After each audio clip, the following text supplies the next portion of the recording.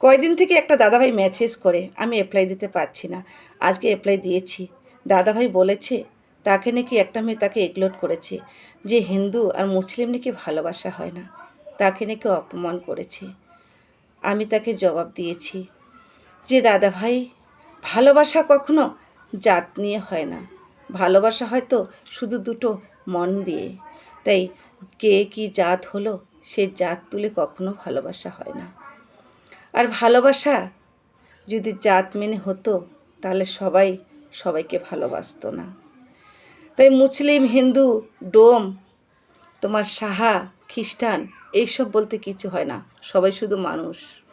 শুধু হ্যাঁ, ধর্ম আলাদা, ধর্ম আলাদা, কিন্তু মানুষের প্রত্যেকটা অংশ শরীরের এক। শরীরের কাটলে রক্ত একেবারে হয়। তাই ভালোবাসা কেন তাদের সঙ্গে হবে না? ভালোবাসা সবার সঙ্গে হয়। আর ভালোবাসা দিতে কখনো পয়সা লাগে না, ভালোবাসা কখনো কারোর জন্য শেষ হয় না।